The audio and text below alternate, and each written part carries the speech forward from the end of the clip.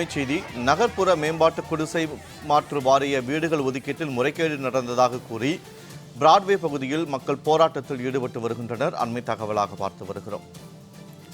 திமுகவை சேர்ந்தவர்களுக்கு மட்டும் முன்னுரிமை அளித்து வீடுகள் ஒதுக்கப்படுவதாக அந்த பகுதி மக்கள் புகார் தெரிவித்து வருகின்றனர்.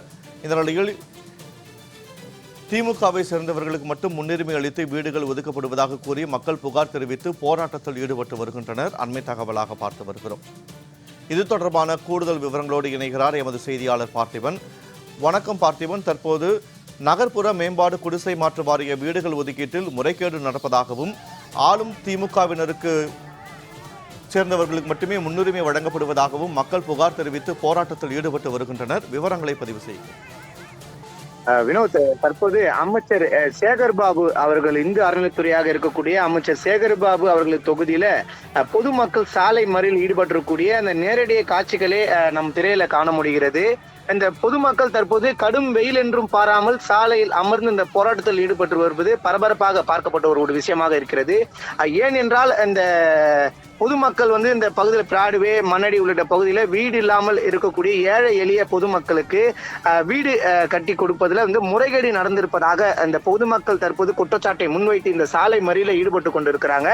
குறிப்பா பிரதான இந்த பிராடுவேல இருந்து செல்லக்கூடிய ஒரு முக்கிய பிரதான சாலை, இந்த சாலையில் அமர்ந்து தற்போது இந்த போராட்டத்தில் ஈடுபட்டு வருவதால் கடும் போக்குவரத்து நெரிசலானது ஏற்பட்டிருக்கிறது. தமிழ்நாடு நகர்ப்புற வீட்டு அந்த மாற்று வசதி வாரியமாக அந்த பகுதியில் இருக்கக்கூடிய பொதுமக்களுக்கு தற்போது வீடு வழங்கப்பட்டிருப்பதாக கூறுகிறது. அதாவது நகர்ப்புற மேம்பாட்டு குடிசை மாற்று வாரிய வீடுகள் ஒதுக்கப்படுவதுதான் முறைகேடு நடந்திருப்பதாக கூறிதான் இந்த பொதுமக்கள் இந்த ஆர்ப்பாட்டத்தில் ஈடுபட்டு கொண்டிருக்கிறாங்க. திமுக கட்சியினருக்கு மட்டுமே முக்கியத்துவம் கொடுத்து இந்த வீடுகள் ஒதுக்கப்பட்டு இருப்பதாகவும் ஏழை எளிய மக்களுக்கு, அதாவது உண்மையிலே பாதிக்கப்பட்டு வீடு இல்லாமல் சாலை ஓரம் தங்கி இருக்கக்கூடிய இந்த ஏழை எளிய மக்களுக்கு, வீடு இல்லாமல் இருக்கக்கூடிய மக்களுக்கு முறையாக வீடு வழங்கவில்லை என்று கூறி தற்போது இந்த போராட்டத்தில் அந்த பகுதி வாசிகள் பொதுமக்கள் ஈடுபட்டு கொண்டிருக்கிறாங்க. சம்பவ இடத்திற்கு கடும் போக்குவரத்து நெரிசல் ஏற்பட்டிருப்பதாக தெரிகிறது. இதனால் சம்பவ இடத்துக்கு வந்திருக்கக்கூடிய போலீசார் பேச்சுவார்த்தையில் உடன்பட்டாலும் அதையும் பொருட்படுத்தாமல் இந்த பகுதி பொதுமக்கள் தற்போது இந்த போராட்டத்தில் ஈடுபட்டு கொண்டிருக்கிறாங்க. ஏழை எளிய பொதுமக்கள் என்றும் பாராமல் இவர்களுக்கு ஏன் வீடு ஒதுக்கவில்லை, இதுல முறைகேடு நடந்திருப்பதா என்ற ஒரு சந்தேகமும் எழுந்திருக்கிறது.